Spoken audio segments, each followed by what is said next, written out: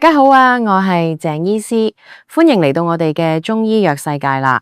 我哋呢個頻道就會介紹唔同嘅中藥功效、藥膳、食療及副作用等等。訂閱咗我哋咧，就可以最快知道所有中藥嘅功效啦。另外講解中藥之前，賣少少廣告啊。咁如果喺香港準備想裝修又唔想爛尾或者中伏咧，可以揾 Easy House 噶。佢哋過往完成超過4000個裝修，可以去佢哋網站睇睇，案例拍晒片、拍晒 VR。我屋企咧都係經佢哋完成噶，資料欄放咗佢哋嘅連結。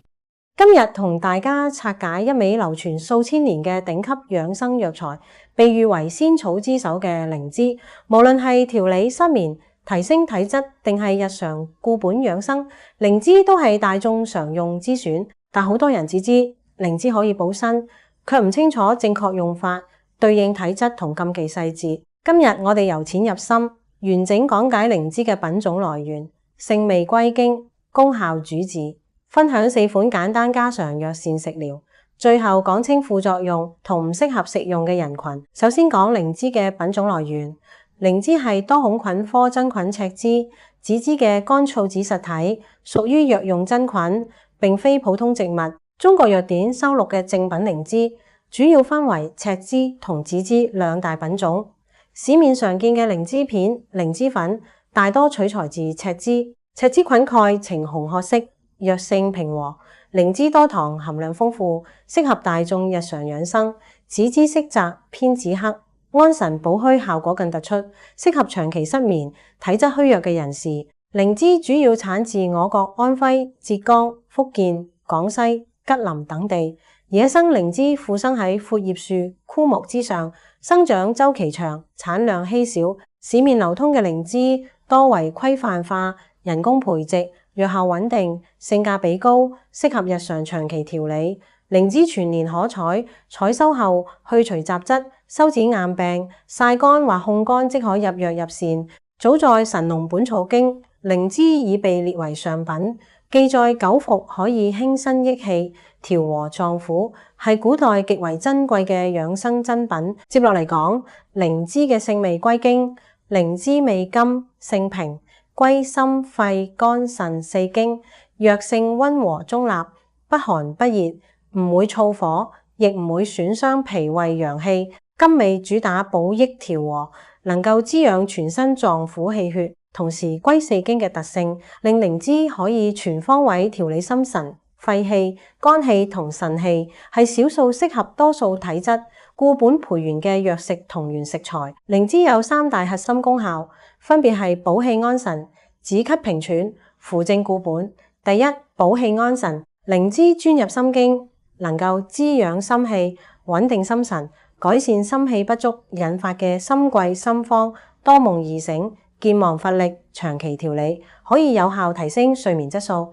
第二，止咳平喘。靈芝入肺經，補益肺氣，潤燥化痰，針對肺氣虛弱導致嘅長期乾咳、氣短喘促、體弱氣短，有明顯嘅改善作用。第三，扶正固本。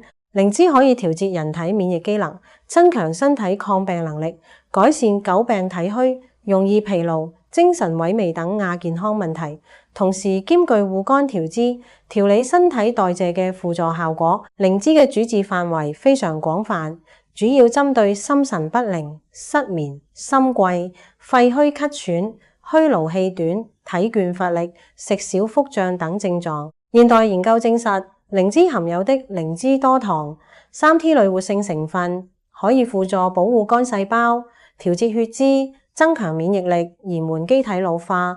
臨床搭配上靈芝配酸棗仁，遠志可以安神助眠；配沙參、麥冬可以潤肺止咳；配黃芪、黨參可以強化補氣固本嘅效果。下面同大家分享4款簡單易做、適合日常調理嘅靈芝藥膳食療，屋企都可以輕鬆製作。第一款靈芝安神茶。材料準備：靈芝片5克、枸杞8克、紅棗2枚。所有材料徹底洗淨，放入茶壺，注入滾水，焗15分鐘即可飲用。可反覆沖泡至味道變淡。呢款茶專門針對長期熬夜、心神煩躁、睡眠淺、容易失眠嘅人群，日常飲用可以安神、舒壓、緩解身體疲勞。第二款靈芝瘦肉潤肺湯，材料有靈芝10克、瘦肉250克、陳皮3克、生薑2片。瘦肉切塊，飛水去除血沫。所有材料放入砂鍋，加入適量清水，大火滾開後，轉小火煲90分鐘，落少許食鹽，調味即可。呢款湯補氣潤肺、健脾固本，適合氣短乏力、秋冬乾咳、體質虛弱、反覆不適嘅人士食用。第3款靈芝小米養生粥，材料有靈芝6克、小米100克、冰糖適量。靈芝加水煎煮20分鐘，隔渣取出藥汁，藥汁入鍋，加入洗淨嘅小米，小火慢煮，至粥體綿軟，最後加冰糖調味即可。呢款粥溫和養胃、補氣安神，適合脾胃偏弱、睡眠不穩、病後初愈需要溫和調理嘅人群。第4款靈芝黃芪固本湯，材料有靈芝8克、黃芪10克、烏雞半隻、生薑2片。烏雞切塊，飛水去腥，所有材料一齊放入燉盅，隔水燉2小時，簡單落鹽調味就可以飲用。呢款湯扶正補氣，提升免疫，適合體質虛寒、容易感冒、長期勞累、氣血不足嘅人日常進補。最後講靈芝嘅副作用同禁忌人群。靈芝藥性平和，正常適量服用，基本冇明顯副作用。只有長期過量進補，少數人會出現輕微頭暈、胃腹脹滯、大便偏稀等不適，停服後就可以自行緩解。有5類人群唔適合食用靈芝。第一，感冒發熱、外感未清人群，靈芝會流蛇閉蛇，容易加重病情，延長康復時間。第二，出血體質同手術前後2週嘅人群，靈芝有活血作用，會增加出血風險。第三，陰虛火旺體質人群，食用後容易加重口乾煩躁、虛火上升嘅症狀。第四，低血壓人群，靈芝有輔助降壓效果，容易引發頭暈、乏力。第五，孕婦、哺乳期婦女同幼童，體質特殊，未經醫師指導，切勿隨意進補。